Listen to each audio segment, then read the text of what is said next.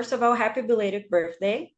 Thank you so much. We actually share the same birth month. Oh, So right. Which day in September are you? it's on September 7th. Okay, great. Not long. Well, happy birthday Yes. for when it comes up in a couple of Thank days. you so much. You Sure. released a new single on August 11th that's called Goodbye Never Felt So Bad. You described it as the ups and downs of constant traveling. Can you talk a bit more about what were you reflecting on while you were writing this song? I'm reflecting on a part of myself that I felt a lot of it when I was growing up, and I feel less of it now. But the versions of it that I feel are still very strong. I have this incredible job. I have this amazing life where I get to make music, which I love to do. And as a result of that, I get to travel all the time, go all over the world. I have a family also. I love them and I miss them a lot. And I don't like leaving them. And I have to leave them a lot of the time. So the word goodbye never feels correct to me. There's nothing good about the bye that I'm saying. And that's what inspired the song. It's a very bittersweet life. It's a very wonderful life that I get to live, but it's full of so much joy, and it's full of so much sadness because I get to experience calling the thing I'm passionate about my job, but I also have to leave my family all the time, and that's very hard. So that's what I wrote the song about, and why I wrote the song. As you said, it's a very bittersweet experience, right? You're currently supporting the Lumineers on their North America tour.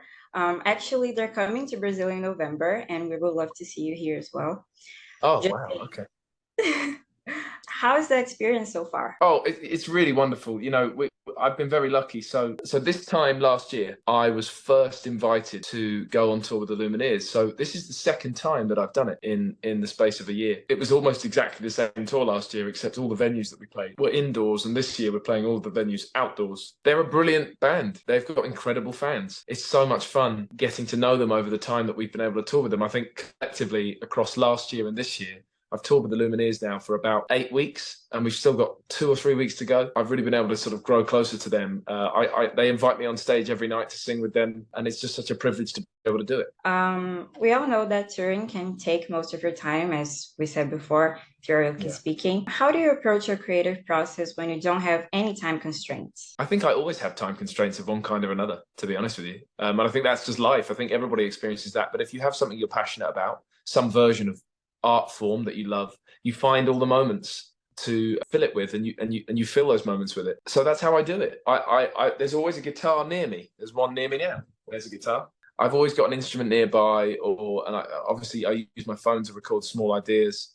Using the sort of voice notes app and all of that. I scribble down words. It's a very instinctive thing that if an idea sort of strikes me, then I'll make sure I can find some time in that day to explore the idea. The experience of performing a song live must be something wild, especially being able to hear the whole crowd cheering for you. How would you describe the feeling of sharing your own story with your audience? It's amazing because it's very rare that I know anybody in the audience. They are people I have never met, but they have been affected by the stories in my music. And they've been affected enough to come to the concert and to share the experience of that song and that story live in the same space. So I've been affected in all the kind of best ways I could possibly hope for, because they've come to the shows, and then I've put more shows on over the last 10 years, and they've come back and they keep coming back. People keep inviting me back. It's a very connecting and unbelievable feeling. It's very big. It's very overwhelming sometimes. And I think I found I have to get good at going with the flow with that kind of thing. You have to learn how to accept it and stay focused on the immediate things in your life, and accept that when you go out on stage, you're going to be with a lot of people that you don't personally know, but you do share this passion with. So now picture this. Let's say that you are the headline of a festival, and you could perform with 3 of your favorite artists. Who would you choose? Wow. Am I performing with them on stage, or are they the other headliners? Like, they're the other headlines. Okay. Like, yeah, it can be as well. Okay, all right. I think one of the first acts that comes to mind is the Foo Fighters, because they are currently and have for a long time been an amazing headline act at festivals. So they are an answer. A fan of Maggie Rogers. She's a brilliant artist, and I think she would be a brilliant person to share the bill with. Who else? It's really hard for me to not say Beyonce, because I just think Beyonce is fantastic, and I always have, and I always will.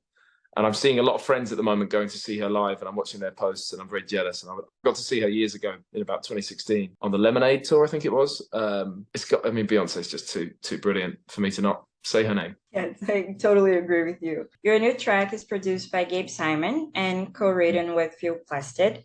How did your relationship with songwriting change over the course of your career? Co-writing, which is what I did with Phil Plasted, we wrote this song together. You know, that's always been something that keeps me on my toes with songwriting. It keeps the process exciting. I write songs on my own, but it's kind of a strange, deep, dark, and often sort of lonely experience. There's nothing wrong with those qualities, but I don't want to feel those ways all of the time. So I like to mix it up and invite people that I know and that I like as songwriters into the process. Yeah, so I don't know. The experience has changed, but not in any more particularly noticeable ways. It's a process that's supposed to change and kind of stay the same at the same time. And songwriting is like a muscle. You have to keep using it, and it gets better, and it just stays good. And if you don't use it, obviously it doesn't feel as good, but then that's okay as well. Sometimes I don't write a song for a while because I look forward to that feeling when I come back to it of it seeming unfamiliar. There's something exciting about that. There are various ways that it's kind of changed over the years. What's one piece of advice you would give to your younger self? Like, if you're able to talk to 17-year-old James right now, what would you tell him? I would say something like, do what you want to do for you. Don't do what you think other people want you to do. I feel like I suffer for that often in my life, and it can be quite sort of painful and difficult and hard to express. Make sure you're doing the things that you want to do, and you're not doing the things that you think other people want you to do. Because I imagine and I believe that in the long term, it's better that way. All right, that's awesome. I believe that as a musician, you're always getting new kinds of inspiration and listening to all kinds of things. Which albums or artists do you find yourself unexpectedly revisiting from day to day? Oh, I had this recently, actually, and there's an artist called Ray LaMontagne, and he released an album in 2004 called Trouble. And there's a very famous song from that album called Trouble, which I always loved. But the whole album, I found it again and put it on the other day. I love it. I love that album, and I find myself revisiting that a lot. I find myself revisiting very classic albums a lot of the time. Some of the biggest albums of all time, like an album called Rumours by Fleetwood Mac, an album called Blue by Joni Mitchell, a lot of the Rolling Stones music, a lot of the Beatles music. I love this music, but also there are lots of brilliant lessons within their songs about songwriting. I'd say that was my answer. There'll be lots of albums that I'll kick myself later that I didn't tell you, but those are some recent ones. As someone who has been releasing music for over 10 years now, do you find it hard to make decisions that are like at odds with what earlier fans might want or expect from you? Sometimes. If I let myself find that hard, I will find it hard. But so the practice has to be that I don't let myself. You know, I have to respect my fans, but I will, like every artist, I will always be creatively moving faster. I have fans who have only just discovered my first album. I finished making that first album, finished making it 10 years ago. So they might not be ready to move on to whatever I release next, but we can't always be in the same place at the same time in terms of what we want to do. Sometimes I find myself at odds, but that's okay. I try and fill the live set with as many moments from different points in my career as I can.